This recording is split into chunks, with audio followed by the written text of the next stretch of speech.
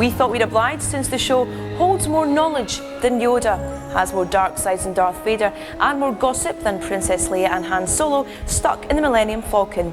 This week, we review the Star Wars exhibition. As you can see, we're here at the Barbican Centre in London for one of the biggest Star Wars exhibitions in Europe. And it promises to give us the inside story into how the most famous movies in the universe were made. And we get to play with a few toys. Let's go and see what's going on. Sorry, just watching the making of The Phantom Menace, but here we are with models from old and new films. Now, the original 3 movies were filmed here in London because at the time special effects were at their peak in Britain, but Lucas wasn't a big fan of the British sense of humour, especially when cameramen who thought they were filming some dodgy B-list movie were sarcastic about the little models they had to film, like Darth Vader's fighter. How wrong they were. Anyway, one lady who has the force behind her is Billie Piper. Oh my God, it's the pod racer. Now, on a lighter note, this is one of the best parts of the exhibition where you can come and try on masks of characters from the films, like Sebilla, who of course Anakin's whipped his ass in the pod race, and you can try them on and look really, really attractive, like that. It's good, isn't it? No one to stop us this time. Now, some more trivia for you. The voice behind Darth Vader is distinguished actor James Earl Jones, who's also the voice behind This Is CNN.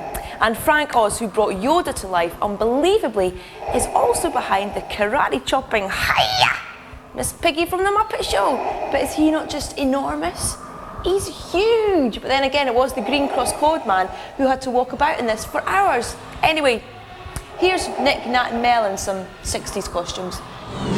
And that Nick would say yes to a marriage proposal from her live-in lover, 20-year-old Australian model Travis. But then again, you can't believe everything here, unless of course it's on tape. Now, one of the things you can do at the exhibition here is you can find out how they came up with the voices and the noises for characters like R2-D2, Darth Vader, and Jabba the Hutt. Oh. Anyway, the force is strong on Weekend Edition, but even a tiresome fighter like myself needs to take a break. So go focus on your kettle for 3 minutes and see if it boils. And I guarantee when you return, I'll teach you some more on the force. Welcome back to a special Star Wars edition of Weekend Edition. And I can't believe I am on a pod racer.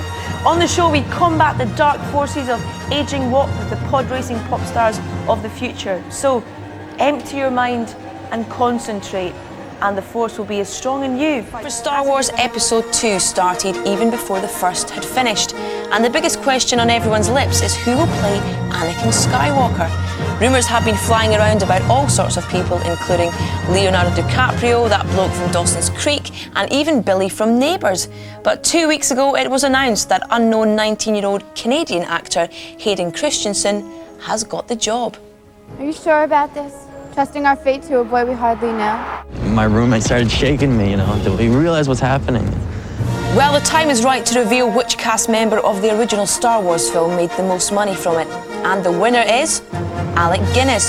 He was the only one to take percentage of the profits instead of a flat amount, as the others believed the film would be a flop. How wrong they were. Chewbacca and a bald Han Solo. Now, a lot of the models and outfits that you see here at the exhibition, and there's loads of them, were actually used in the films. Now, Obi-Wan, played by Ewan McGregor, now when they were filming the lightsaber scene, they actually had to stop filming because they heard this buzzing sound. Technicians couldn't work out what it was.